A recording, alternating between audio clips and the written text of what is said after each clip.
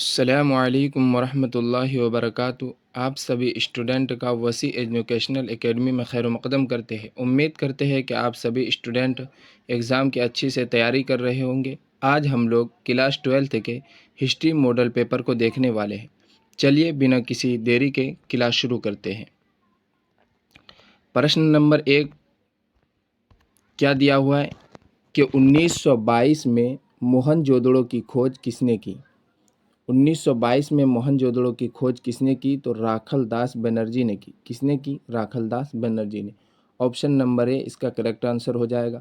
और अगर आपसे ये सवाल पूछ लिया जाए कि हड़प्पा की खोज किसने की, तो हड़प्पा की खोज किसने की थी? दयाराम साहनी ने की थी। हड़प्पा की खोज किसने की थी? तो दयाराम साहनी ने की थी। सवाल नंबर 2 देखेंगे कि इंडिका की रचना किसने की।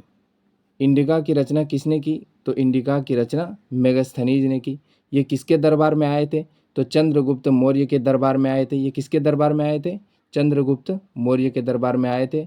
और मेगास्थनीज एक राजदूत थे। तो इसका option number B correct answer हो जाएगा।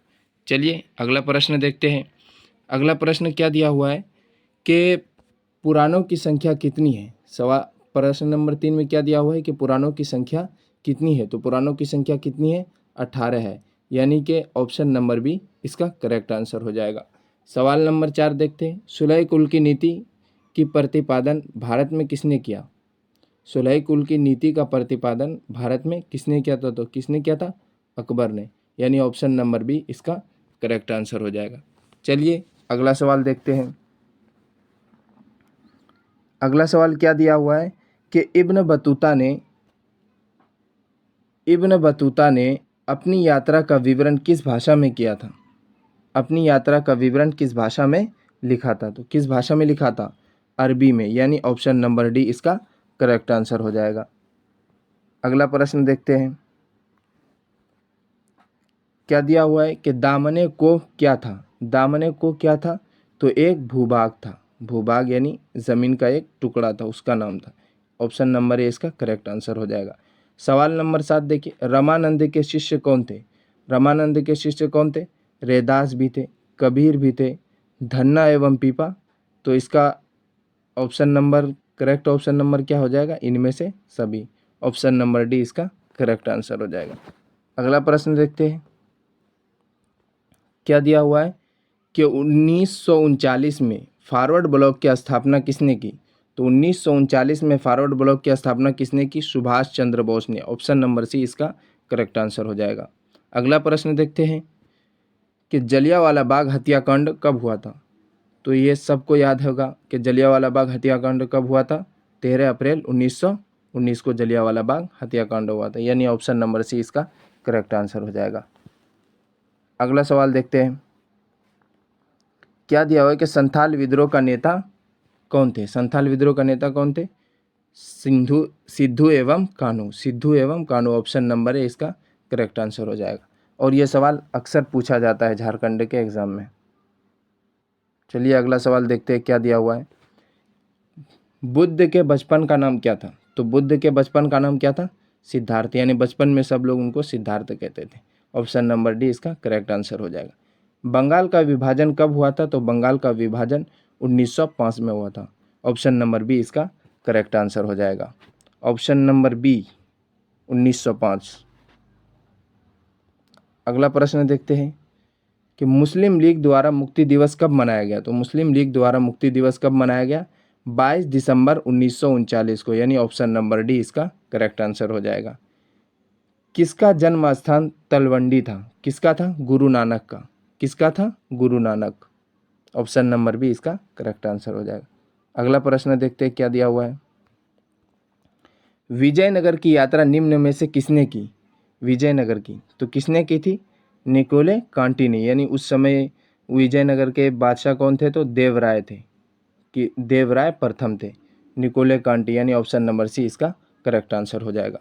सवाल नंबर 16 देखते हैं। असहयोग आंदोलन की शुरुआत किसने की थी। तो यह सभी को पता होगा कि मोहनदास करमचंद गांधी ने की थी। यानी ऑप्शन नंबर ए इसका करेक्ट आंसर हो जाएगा। अगला प्रश्न देखते हैं। महाभारत का युद्ध कितने दिनों तक चला था। तो कितने दिनों तक चला था महाभारत का युद्ध? 18 दिन तक, यानी ऑप्शन नंबर सी इसका करेक्ट आंसर हो जाएगा। प्रश्न नंबर 18 देखते हैं, किस मुगल शासक ने हिंदुओं पर से जजिया कर हटाया था? तो किसने हटाया था? अकबर ने। किसने हटाया था? अकबर ने। अगला प्रश्न देखते हैं, बीजक में किसका उपदेश संग्रहित है? बीजक में किसका उपदेश संग्रहित है? तो किसका है? कबीरदास का। किसका है? कबीरदास का। अगला प्रश्न देखते हैं, बुलंद दरवाज़ा कहाँ है? तो बुलंद दरवाज़ा कहाँ है? फतेहपुर सीकरी। इसका निर्माण किसने करवाया था? तो इसका निर्माण अकबर बादशाह ने करवाया था। बुलंद दरवाज़ा फतेहपुर सीकरी में, यानी ऑप्शन नंबर है इसका करेक्ट आंसर हो जाएगा। अगला प्रश्न देखते हैं, भारतीय राष्ट्रीय कांग्रेस की स्थापना किस वर्ष हुई? तो किस वर्ष हुई? 1885 को भारतीय राष्ट्रीय कांग्रेस की स्थापना हुई। अगला प्रश्न देखते हैं, संथाल विद्रोह किस वर्ष हुआ था? तो किस वर्ष हुआ था? 1855। ऑप्शन नंबर सी इसका करेक्ट आंसर हो जाएगा। अगला प्रश्न देखते हैं, भारत आने वाला प्रथम पुर्तगाल कौन था? भारत आने वाला प्रथम पुर्तगाल कौन था? तो वास्को डी गामा, यानी ऑप्शन नंबर सी इसका करेक्ट आंसर हो जाएगा। अगला प्रश्न देखते हैं, हड़प्पा किस युग का सभ्यता माना जाता है? हड़प्पा किस युग की सभ्यता है? तो किस युग की सभ्यता है? कांस्य सभ्यता। हड़प्पा सभ्यता को सिंधु सभ्यता भी कहा जाता है, कांस्य सभ्यता भी कहा जाता है, और शहरी सभ्यता भी हड़प्पा सभ्यता को कहा जाता है। अगला सवाल देखते हैं, मुस्लिम लीग की स्थापना किस वर्ष हुई? तो मुस्लिम लीग की स्थापना किस वर्ष हुई थी? तो 1906 को मुस्लिम लीग की स्थापना हुई थी। कब हुई थी? 1906 को। ऑप्शन नंबर बी इसका करेक्ट आंसर हो जाएगा।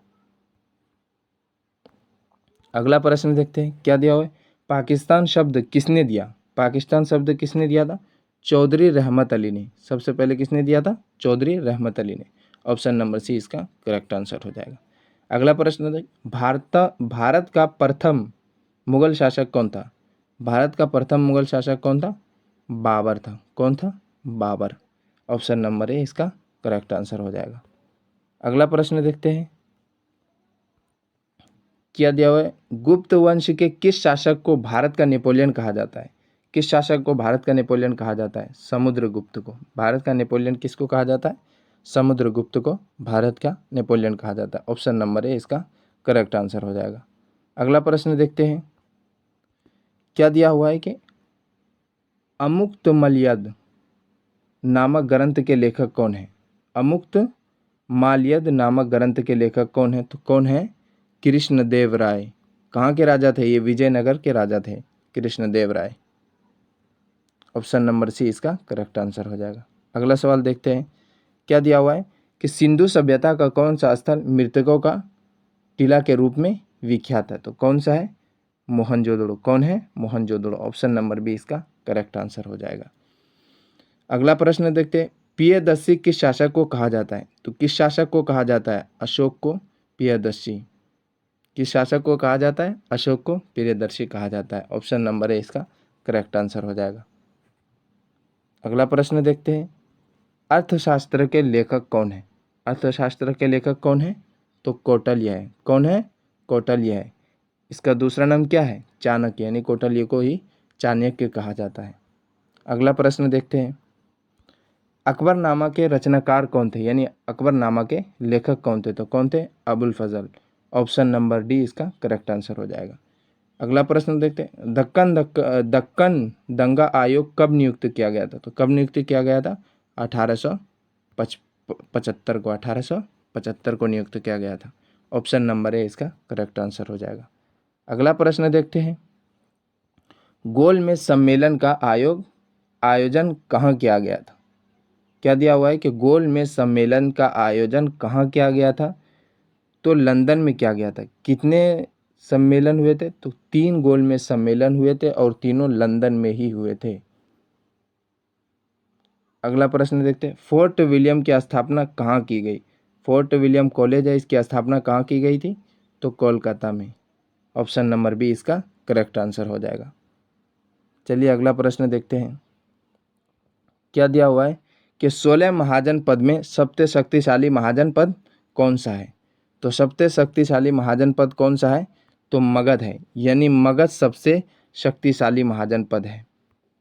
ऑप्शन नंबर डी इसका करेक्ट आंसर हो जाएगा। अगला सवाल देखते हैं क्या दिया हुआ है। 1857 की क्रांति का आरंभ कब हुआ था? कब हुआ था? 10 मई। कब हुआ था? 10 मई 1857 को क्रांति का आरंभ हुआ था। और यह कहाँ से हुआ था? तो मेरठ से हुआ था। अगला प्रश्न देखते हैं, दक्षिण अफ्रीका से महात्मा गांधी वापस कब आए थे? कब आए थे?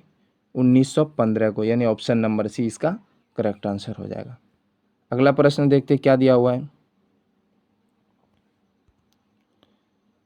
दिल्ली चलो का नारा किसने दिया था? तो दिल्ली चलो का नारा किसने दिया था? सुभाष चंद्र बोस ने। किसने दिया था? सुभाष चंद्र बोस ने दिया था। महात्मा गांधी ने क्या नारा दिया था? करो या मरो का नारा किसने दिया था? तो महात्मा गांधी ने दिया था। लेकिन दिल्ली चलो का नारा किसने दिया था? सुभाष चंद्र बोस ने। ऑप्शन नंबर ए इसका करेक्ट आंसर हो जाएगा। आज का वीडियो यहीं तक रहता है। लाइक करें, सब्सक्राइब करें और सभी दोस्तों तक इस वीडियो को शेयर करें।